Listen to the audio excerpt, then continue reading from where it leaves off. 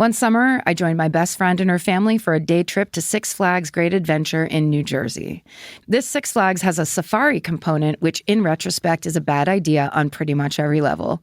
They may have increased safety precautions and things since my visit, but this was the 90s, during which the lingering effects of the fuck around and find out 80s were still deeply felt. God, I love a well-written email. That was good. My mom's friend Diane was driving us through the safari in her hatchback. We saw giraffes and rhinos and maybe some zebras. It was really delightful. Then the sky seemed to darken and a hush fell over the expanse. Oh, no.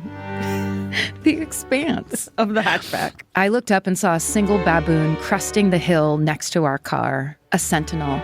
In a matter of seconds, a veritable troop of baboons. And then in parentheses it says, the official word for a group of baboons, by the way. Crested the hill. I laughed nervously, but reasoned that they wouldn't and couldn't do much damage to us in our sturdy Chevy. What follows are a series of scenes that will stay with me forever.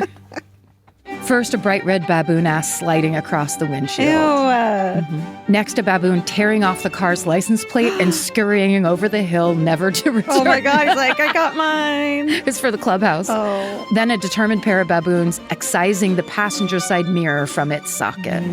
When the initial assault seemed calm, Diana asked me, a child, to go and retrieve the mirror the baboons had stolen. Cool. Okay, little child, get out. Go fight that baboon. I can't just buy another one of those mirrors. We could see it lying broken in the dust a few feet from the bumper. Maybe she thought that my small size would make me nimble enough to dodge the baboons, or that I myself had a baboon vibe that the other baboons might appreciate. Surprisingly, I didn't question her request. I gingerly opened my car door, peering to my right and left. I seized a baboon-free moment and dashed back to the mirror. Suddenly, one of the determined ones skidded up into...